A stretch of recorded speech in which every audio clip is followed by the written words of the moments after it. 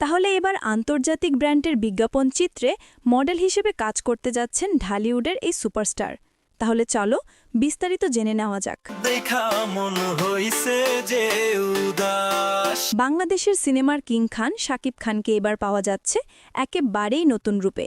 পর্দায় নয়, বরং আন্তর্জাতিক স্মার্টফোন ব্র্যান্ড রিয়েলমি এর বিজ্ঞাপনে হাজির হচ্ছেন তিনি। ব্র্যান্ড কর্তৃপক্ষের ভাষ্য, তরুণদের কাছে রিয়েলমিকে আরও স্টাইলিশ আর জনপ্রিয়ভাবে তুলে ধরতেই শাকিব খানকে বেছে নেওয়া হয়েছে। ২২ ও ২৩ সেপ্টেম্বর রাজধানীর বিভিন্ন লোকেশনে শুটিং শেষ হবে, আর শিগগিরই টেলিভিশন, ইউটিউব ও সামাজিক মাধ্যমে প্রচার শুরু হবে বিজ্ঞাপনটির। এটি নির্মাণ করছেন সামিউর রহমান, ইন্ডি রিলস প্রোডাকশনের ব্যানারে। এখন পর্যন্ত নানা বিজ্ঞাপনে দেখা গেলেও এবারই প্রথম কোনো আন্তর্জাতিক স্মার্টফোন ব্র্যান্ডের মুখ হতে যাচ্ছেন শাকিব খান। তাই বলা যায়, এই বিজ্ঞাপন তার ক্যারিয়ারে একেবারে নতুন মাত্রা যোগ করবে। তবে শুধু বিজ্ঞাপন নয়, সিনেমাতেও দারুণ সময় পার করছেন শাকিব। আগামী বছর ঈদকে সামনে রেখে তিনি একসঙ্গে দুটি বড় বাজেটের ছবির শুটিংয়ে নামছেন।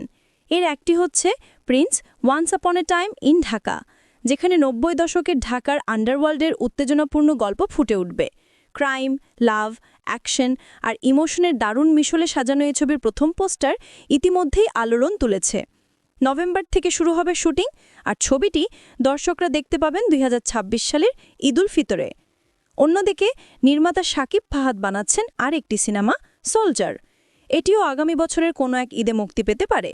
তবে এখানে শাকিবের নায়িকা কে থাকছেন তা এখনও চূড়ান্ত হয়নি। সব মিলিয়ে বলা যায়, ঢালিউডের সুপারস্টার শাকিব খান এবার বিজ্ঞাপন আর সিনেমা দুই মঞ্চেই ভক্তদের জন্য নিয়ে আসছেন বড়সড় চমক।